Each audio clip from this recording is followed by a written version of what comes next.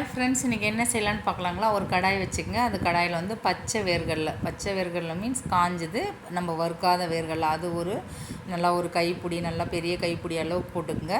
அதில் ஒரு ஸ்பூன் வந்து தனியா, காஞ்ச தனியா மல்லி இருக்குது பார்த்தீங்களா, அது போட்டுங்க. ஒரு ஸ்பூன் வந்து உளுத்தம்பருப்பு, அது கொஞ்சம் போட்டுக்குங்க. ஒரு பட்டை, 2 ஏலக்காய், 2 கிராம்பு, ஒரே ஒரு ஸ்டார் பூ, அது போட்டுடுங்க. கடலப்பருப்பு கொஞ்சம், ஒரு எல்லாமே கொஞ்சமாக ஒரு ஸ்பூன் போல் அது மாதிரி போட்டுக்குங்க. நம்ம கை இதாக இருந்தாலும் சீரகம் கொஞ்சம் போட்டுக்குங்க. ஒரு 4 மிளகு, ஒரு 4-5 மிளகு போல் அப்படியே போட்டுங்க. இது வெள்ளை எள்ளு, இது வெள்ளை எள்ளு இல்லை கருப்பு எள்ளு இருந்தால் கூட நீங்கள் போட்டுக்கலாம், நம்ம இஷ்டம் தான். அதையும் போட்டு நல்லா ட்ரை ரோஸ்ட் பண்ணிவிடுங்க.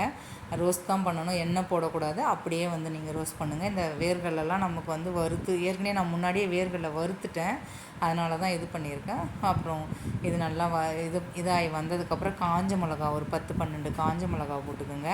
போட்டு நல்லா வதங்கி வரட்டும், வறுத்து வரட்டும். அதுக்கப்புறம் வந்து ஒரு ஸ்பூன் வந்து கசகசா, அது சேர்த்துக்கிட்டேன் நான்.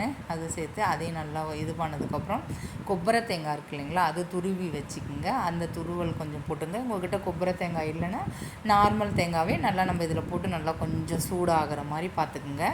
நல்லாயிருக்கும். இது 2 டேஸ்னால் கூட நல்லாயிருக்கும். லஞ்ச் பாக்ஸ் ரெசிபி மாதிரி இது சூப்பராக இருக்கும். லஞ்ச் பாக்ஸ்க்கு வந்து இது பண்ணலாம்.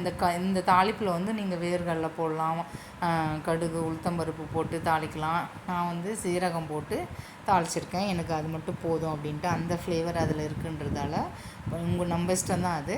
இதை வந்து இப்போ எண்ணெய் போட்டு ஜீரகம் போட்டு நல்லா வறுத்துருங்க. பொடியானதுக்கப்புறம் ஒரு 10 பல்லு பூண்டு பொடியாக கட் பண்ணி வச்சுக்கோங்க.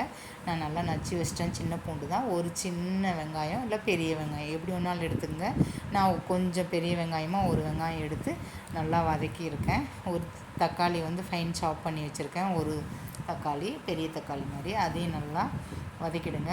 இதில் வந்து மஞ்சத்தூள் கொஞ்சம் போட்டு நல்லா வந்து இது பண்ணுங்கள். உப்பு கொஞ்சம் போட்டுங்க. இந்த டைமில் நமக்கு சீக்கிரமாக வெந்து வரும். நான் ஒரு 1/2 கிலோ கத்திரிக்காய், இந்த மாதிரி கலர் இருக்குது பார்த்திங்களா, ஒரு மாதிரி நல்லா இருக்கும் இந்த கத்திரிக்காய். எனக்கு கத்திரிக்காய் பைத்தியம் ஃப்ரெண்ட்ஸ். நான் அந்த கத்திரிக்காய் நல்லா வந்து போட்டுருங்க. தண்ணியில் போட்டு கட் பண்ணி தண்ணியில் போட்டு வச்சுக்கோங்க. ஒரு 4 பச்சை மிளகாய், இது எல்லாத்தையும் போட்டு உங்களுக்கு எந்த சைஸ் வேணுமோ அந்த மாதிரி கட் பண்ணிக்கோங்க. நான் நீளமாக கட் பண்ணேன். அது வதங்கிட்டு இருக்கட்டும்.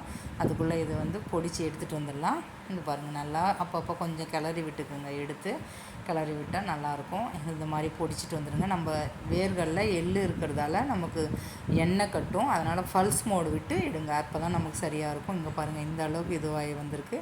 கொஞ்சம் வந்து குழம்பு மிளகாத்தூள் நான் போட்டுக்கிட்டேன். நீங்களும் அந்த மாதிரி சேர்த்துக்குங்க. இல்லை வேண்டான்னா அந்த மிளகாத்தூள் காரமே போதுனாலும் ஓகே தான் உங்களுக்கு. ஒரு சின்ன நெல்லிக்காய் சைஸ் புளி எடுத்து ஊற வச்சு அதை கரைச்சி வச்சுருங்க. அதையும் கொஞ்சம் போட்டுருங்க.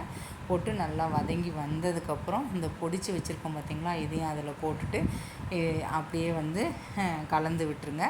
அவ்வளோதான். இது வந்து குழந்தைங்களுக்கு லஞ்ச் பாக்ஸ்லாம் கொடுத்தா சூப்பராக இருக்கும் ஃப்ரெண்ட்ஸ். அப்படியே செம்ம டேஸ்ட்டாக இருக்கும். தயிர் சாதம், லெமன் சாதத்தில் போட்டே செஞ்சு சாப்பிட்லாம். அந்த மாதிரி தான் நல்லாயிருக்கும். ட்ரை பண்ணி பாருங்கள். இதுக்கு பேர் வந்து வாங்கி பாத் சொல்லுவாங்க. நம்ம இஷ்டம் தான், நம்ம பேர் வச்சுக்கிறதுலாம் நம்ம இஷ்டம் தானே. நம்ம இது எடுத்து தனியாக கொஞ்சம் எடுத்து வச்சுட்டு நான் சாதம் போட்டு அதில் கிளற போகிறேன். கிளறி நாங்கள் சாப்பிட போகிறோம். அன்றைக்கி சாதம் கொஞ்சம் எங்களுக்கு குழஞ்சிருந்தது, அதனால் சாதம் அப்படி நான் உதிரி செம்மையாக இருக்கும். ட்ரை பண்ணி பாருங்கள், எப்படி வந்ததுன்னு சொல்லுங்கள். குழந்தைங்களுக்கு வந்து லஞ்ச் பாக்ஸாகவும் கொடுத்து விடுங்க. லைக் பண்ணுங்கள், ஷேர் பண்ணுங்கள், சப்ஸ்கிரைப் பண்ணுங்கள். நெக்ஸ்ட் வீடியோவில் பார்க்கலாம். பாய் ஃப்ரெண்ட்ஸ், பாய் பாய் பாய்.